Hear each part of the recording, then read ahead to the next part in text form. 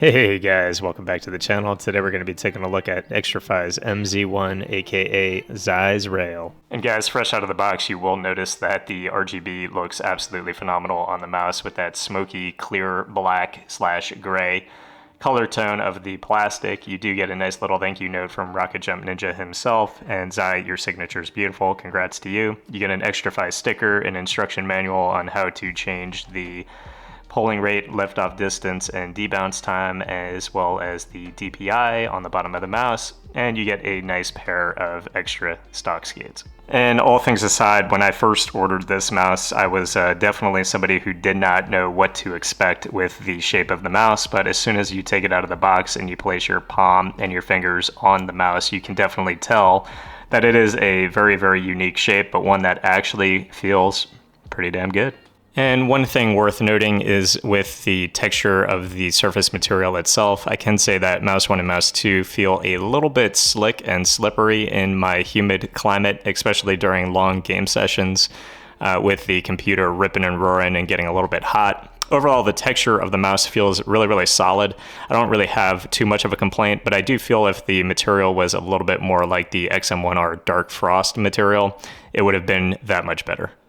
So guys, with some of those basics out of the way, you do know that my channel, I do have to test it in game. I am a high-ranked Apex player, and I am a former CS 1.3 to 1.6 pro. So for me, the most important factor with a mouse is, can I play at a high-tier competitive level with a particular gaming product? So I am going to test this in game. I have been a little bit jealous watching everybody else handle Zeiss Rail, but it's finally time for me to taste it. Excuse me, I mean test it. So let's get going.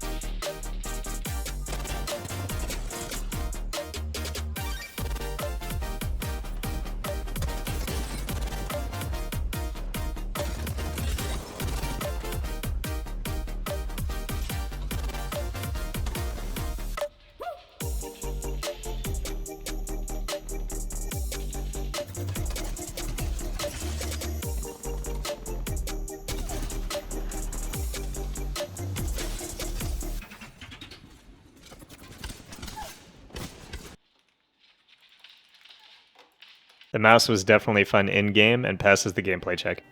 And right under the 3389 sensor, you can see there's a little embroidered "Good luck, have fun," which I thought was pretty funny and pretty cool. The CPI button is on the left with a RGB indicator. And as far as the mouse gates, you can see that the mouse gates are to the left and right of the RGB and polling rate button on the bottom of the mouse.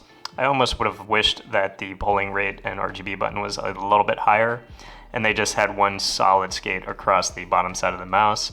The bottom right skate, which is now to the left with the mouse flipped over, is also a little bit smaller than the other skate, and I'm not quite sure why, but of course it does not affect me in game at all. It's not going to affect you either. And the top skate is rather thin, but I can say that the glide in game was very, very good. And the extra set of skates in the box does have a skate for placement around the sensor should you wish to have a little bit extra glide. And as far as side flex, I have virtually none. And as far as mouse 4 and mouse 5, I just have a minor bit of post travel on the bottom of mouse 5. And I can say that the post travel is pretty much non-existent.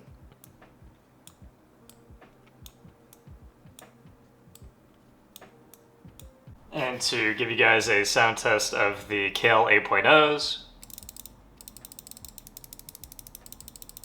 and middle mouse, the scroll wheel, the RGB button, and side clicks.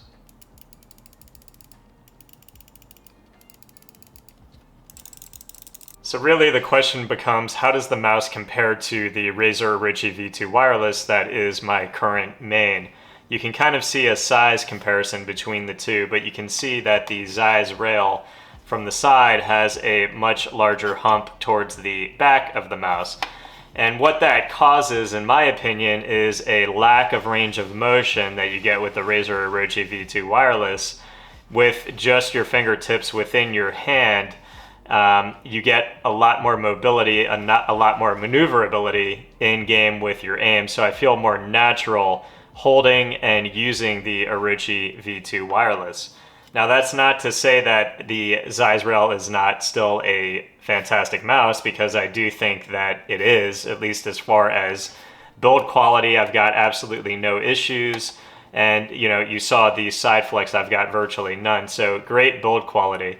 But as far as aim, it feels very good as well, and it kind of gives me a natural grip that I haven't really used or been offered by another mouse before. And I kind of call this the trigger finger grip, where it feels like you're just gripping the mouse with your trigger fingers, your index and your middle finger. But when it comes to, which is very, very comfortable for tracking in Apex and spraying in Valorant.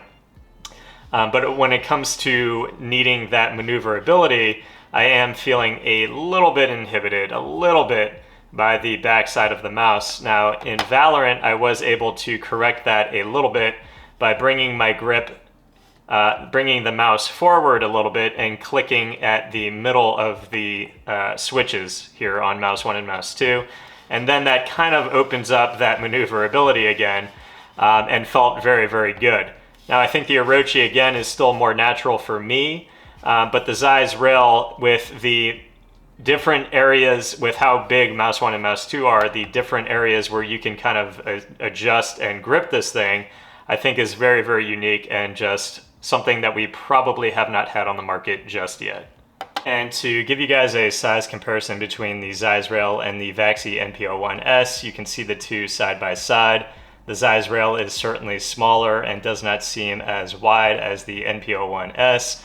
And theoretically, you guys that saw my early impressions video of the NP01S, I did think that the NP01S would be my wired main, because it theoretically checks all the boxes. That is, it's kind of like the S2, it's kind of like the FK2, and morphs those best features from those mice into the NP01 that then got trimmed down to the NP01S. And I thought it was going to work flawlessly for me.